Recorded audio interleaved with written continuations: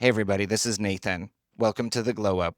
We've got a really special episode for you this week. We're talking this week with Charlie Fink. You know him as a producer of worldwide entertainment properties.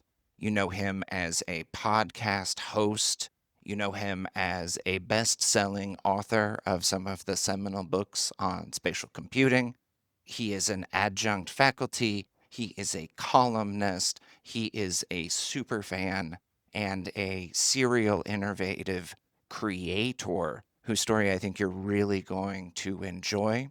We're going to run 2 episodes this week and next week. We're going to split the episode in half so you can hear an amazing story of Charlie's journey in innovation and the incredible projects and view that he's had on the development of immersive technologies, storytelling, and the current new media landscape. I think you'll really enjoy it. Now let's dive in. Hello and welcome to the Glow Up, fabulous conversations with innovative minds.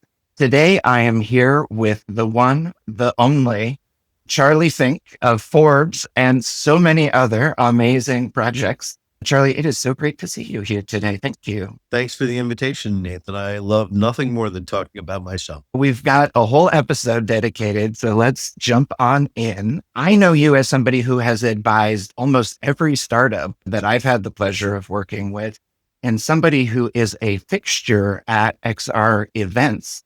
But you do a lot more than just advising. Can you introduce yourself and tell us a little bit about all the amazing things that you're up to? Sure. I'm a producer. Among other things, I produce the weekly AI XR podcast, which I co-host with Ted Shilowitz, a former futurist for Paramount and Fox, and Roni Abovitz, who is the founder of Mako Robotics. And of course, we all know him as the founder of Magically.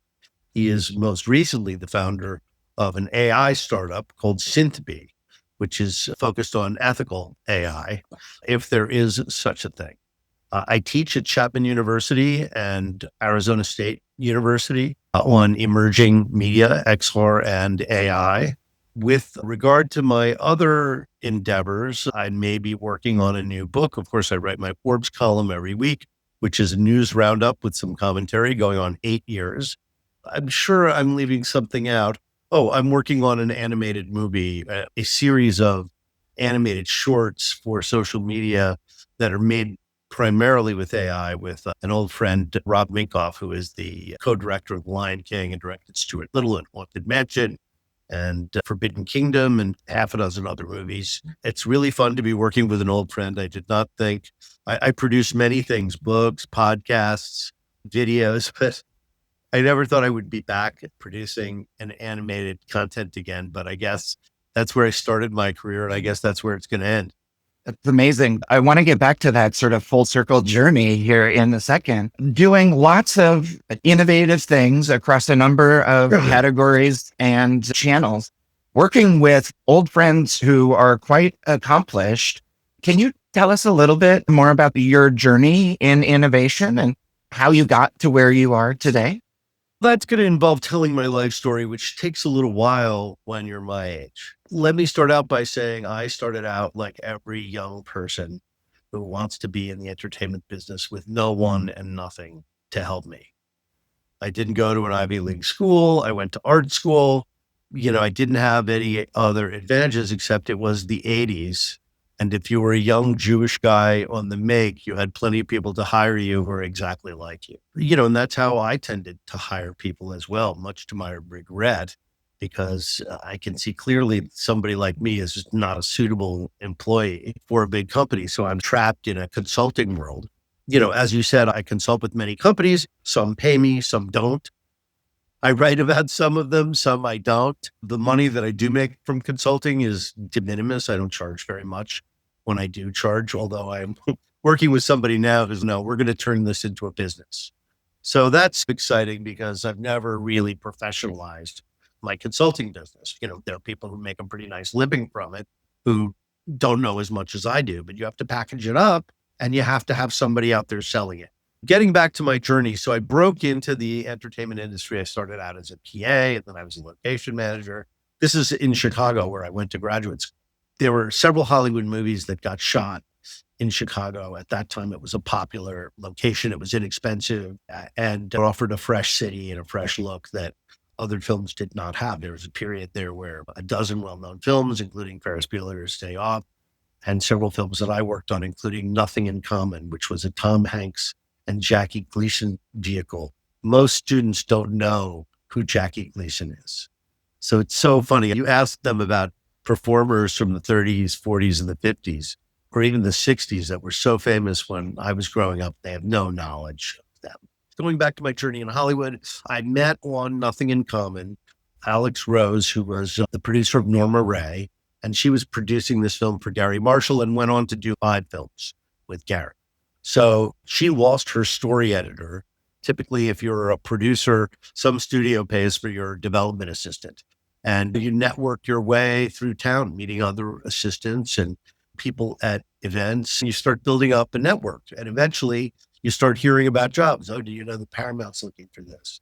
Did you know they're interviewing for that over at Columbia Pictures? I heard from a friend of mine, Cynthia Sherman, who moved to LA, and she had been working in Chicago theater. And I had friends in Chicago theater naturally from going to grad school there. And they're like, oh, Charlie Fink moved to Hollywood. When you get there, look him up. So we had lunch together, and she's a lovely person and had worked, in the artistic director's office and had some sense of dramaturgy. And she may have even had a degree in theater. In any event, like the day after we have lunch, Bette Midler and Bonnie Bruckheimer are walking out of Gary's office, and Bonnie Bruckheimer liked me. So she stops at my desk and she raps on it, because there's like a bullpen of 6 people sitting outside of Gary's office. And she goes, I need a Charlie. Anybody who knows a Charlie, have them contact my office. So I get on the phone and I call Cynthia Sherman. And Bette's office at that time was on the Disney lot. So Cynthia goes over there. They hire her like the next day. So a couple of weeks later, she's walking across the Disney lot and she runs into Peter Schneider, who she knew from Chicago theater when she was an intern. Peter was one of the producers of the Olympics Arts Festival. So he got to know Jeff Katzenberg. And when Katzenberg moved to Disney, he brought Peter with him as the VP of animation. So she's walking across the lot and she runs into him doing development with Bette Midler, which probably meant exactly what I was doing for Gary, which was reading scripts and running out for lunch. And he says to her, do you know development people? I need to have a development person inside of feature animation. And she goes, oh yeah, I know a guy who went to art school. So I got a job as a junior executive. This was 1986 at Disney Animation. And my job at Disney Animation was to help them develop ideas for animated movies. And the ideas that we were working on that time were Beauty and the Beast and Aladdin. And there were some other lesser pictures, The Rescuers Down Under, which was a sequel to a very sweet old-fashioned movie. I worked on other things like the DuckTales movie and prosaic titles like that, Mickey starring in Prince and the Pauper. But obviously working on those classic animated movies was, Little Mermaid wasn't in production when I was there. Alan Menken had an office next to mine where he would endlessly play that beginning vamp from Aladdin. Boom, ba boom. So my first year at Disney was scored by the opening for Aladdin because I think he'd just bang it out while he was thinking. Oh my gosh. I have to take a minute and just celebrate. You're in that like large white box VHS cassette era of Disney classics. You're speaking, to a generation, to my generations very specifically. This was foundational content that we're consuming. Oh, yeah. I also have to point out the Aladdin Magic Carpet VR ride is often signaled as a lot of people's first entry or inspiration about virtual reality. I love that you're such an OG. You were there when they were developing Aladdin as an idea. I was. They had a million consultants on that project, including Avi Barziv. Yes. Here's a guy you should get on your show.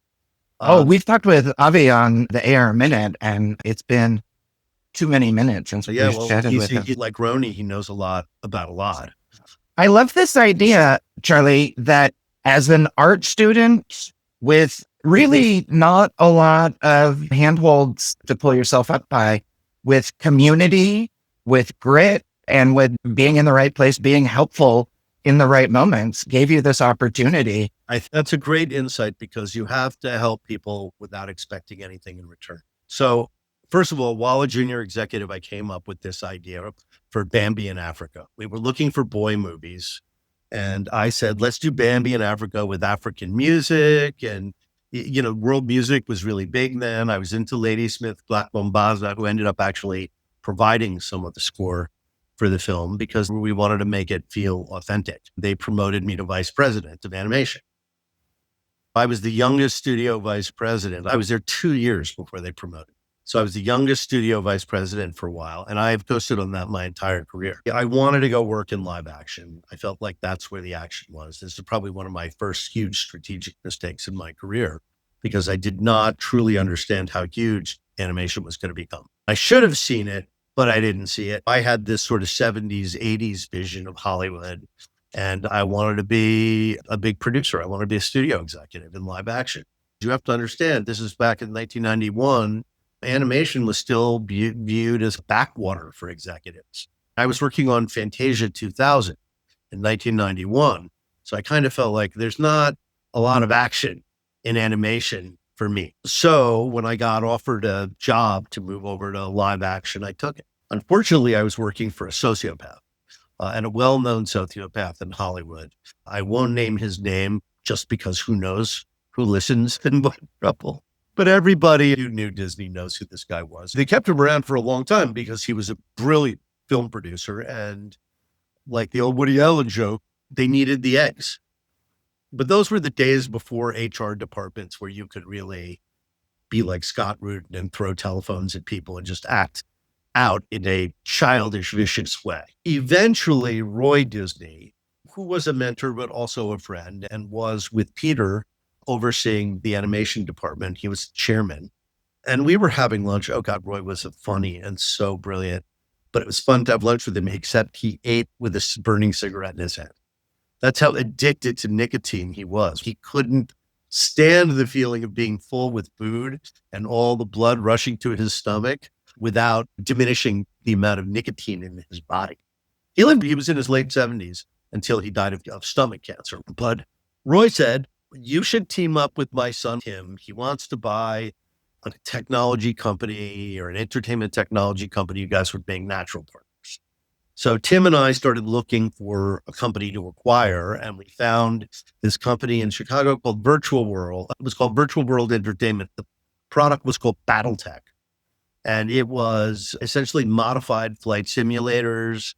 And instead of putting you in the sky, where it's very difficult to find people and to interact with them, you're mostly firing missiles going 600 miles an hour at things that are 10 miles away. But on the planet Solaris, where you were piloting a mech and, the other people in the simulation were piloting the other mechs you saw outside of your quote unquote window. And so we joined forces with them. We continuously improved that product until, 4 years later, it was a fantastic cockpit experience. And we built a lot of outposts for Dave and Buster's, but it was a terrible business. And location-based entertainment generally is a terrible business. I see some companies succeeding with it, but it is the kid's birthday party business, right? You've got to fill that place up on Saturday during the day, not just Saturday night. Not to go down that rabbit hole, but that was the business that Tim and I were in. And as a result of being in that business, I came to be viewed as a digital media executive at a time when there were few of those beasts. So I got recruited by AOL to be their senior vice president of original content.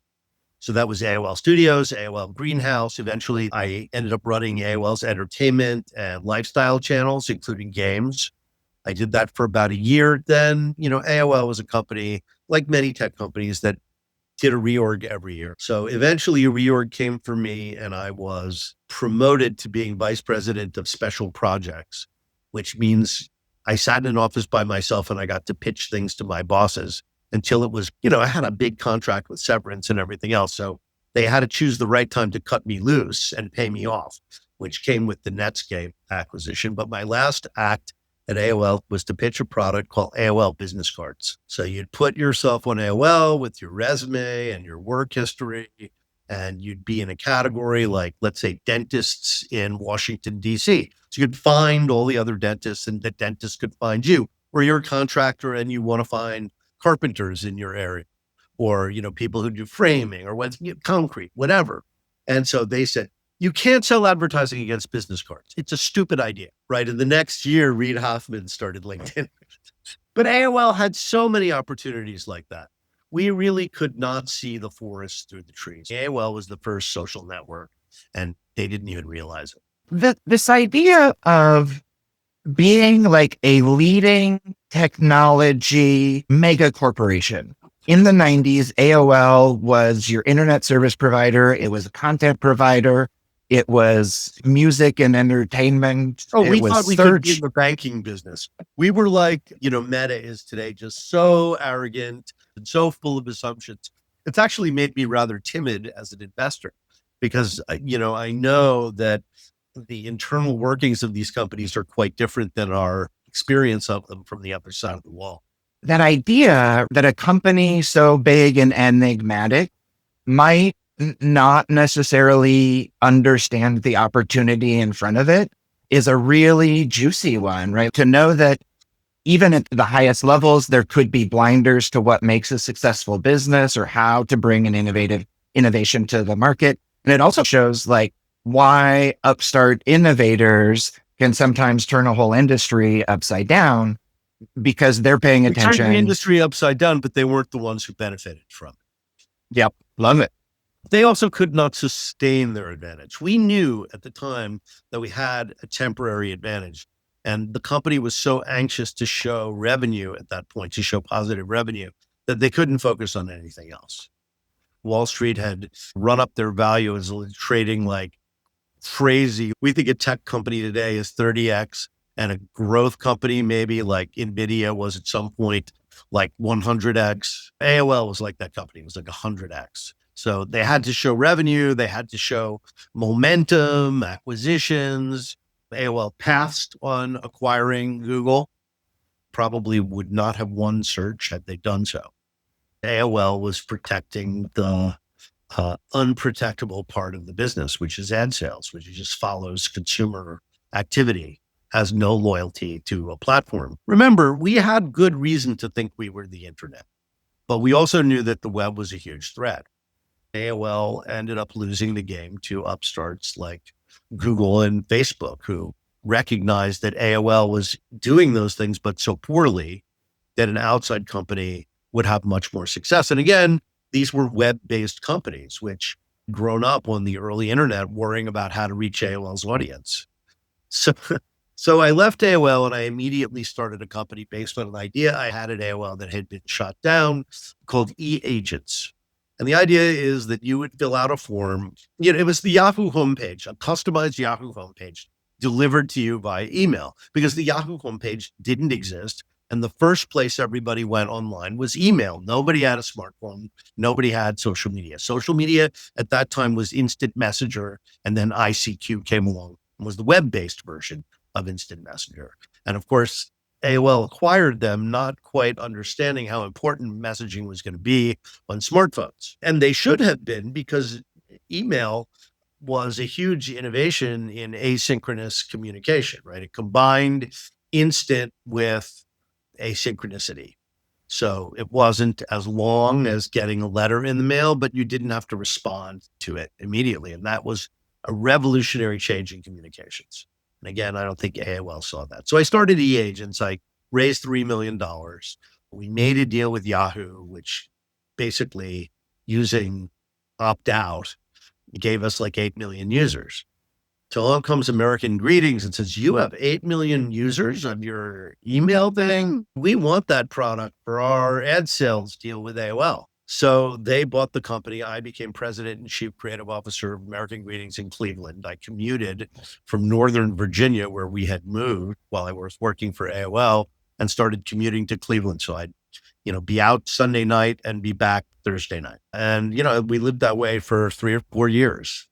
But I wasn't going to move to Cleveland.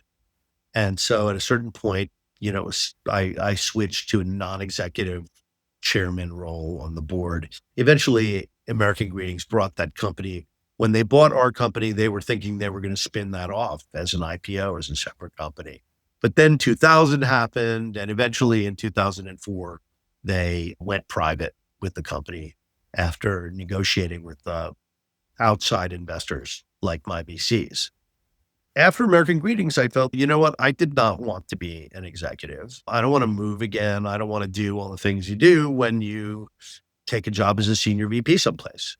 I started doing creative things. I joined the board of the New York Musical Festival. I ultimately became its producer and chairman. I did that for 10 years. And I kind of just watched the other kids play. And around 2012 or 2013, I thought, oh, this kind of sucks. I need to get back to work. Work is what really gives life meaning. And just, theater is such a weird job. I was like, this is a weird job I gave myself, and all I do is spend money on it. So I wanted to get back into tech, and it was too late, Nathan. I was a 53-year-old ex-CEO who hadn't been relevant in 10 years. So people were like, I went to see Jim Bankoff, who had worked for me at AOL and started Vox Media, right? He's chairman of Vox. So Jim and I are having lunch, and I share with him that I want to go back to work. He goes, that's great. What can you do? And I said, you know what I can do? And he said, I don't really, because the context then was that you were AOL's entertainment guy from Disney, and you were super relevant, and you knew all the Hollywood people, and AOL needed you. But now that's not the situation. So what can you do? I guess that took a lot of wind out of my sails in terms of getting another job. I started to think about things, and I had started when I first went to college. I wanted to be a writer, and writing has always been a big part of my career, right? We read and write more than we ever have because of smartphones. We're reading most of the day. I know people are listening to music and playing games, but at least for myself, and I think people who are professionals, we're reading all day. In any event, I started writing and posting on Medium. This was a result of running into Gary Vaynerchuk, who I had worked with at AOL. When he was running Wine Library for his parents, he came to visit AOL. The account management people are like, should we bring him by? Do you want to meet him? I'm like, oh, yes. And he is 15. I'm like, how can you sell liquor? He goes, it's my parents' liquor store. They just didn't understand the internet. So that was Gary's start as becoming the biggest marketing expert on social media. So he wrote this book, and I ran into him in New York. And the first thing he says is, yeah, I can drink the wine now. And so That guy's got a memory. He started talking, yeah, incredible. But a lot of guys are like that. Like, why would Gary write? He's got so many people to remember. I said, I'd love to write a book. And he said, how's your blog going?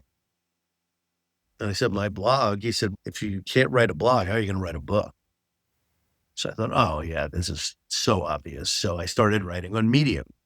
This is like 2014 maybe. And I wrote about everything I had ever done. I wrote about film. I wrote about social media. I wrote about theater. I wrote about Disney. I wrote 30 articles on everything, and they were roundly ignored. And then I ran into a guy that I had worked with at Disney Imagineering. And he goes to me, oh, you're writing? That's great. You should write about VR. VR, weren't you Mr. VR in the 90s? Why aren't you writing about VR? Palmer Luckey just sold Oculus to Facebook for $3 million. You should be Mr. VR again. I'm like, oh, come on, Brian. That was 25 years ago. And then my wife says, if you don't like the results writing about what you think you should write about, maybe you should write about what Brian thinks you should write about. So I spent about 2 weeks doing research. I knew nothing about augmented reality at this moment, or AI. And I wrote this 2015, what is AR? What is VR? Is it valuable? Is it happening? What's with the Oculus story? Now that I'm an experienced online journalist and opinion writer, who's going to read 2,000 words of the New York Times anymore? For whatever reason, that story got more hits in 24 hours than the previous 30 put together. I don't know why. It was maybe the right keywords, but maybe it was in this young community, my voice and my perspective was welcomed. And I didn't really know that at the time. I just knew that I had a tremendous dopamine hit.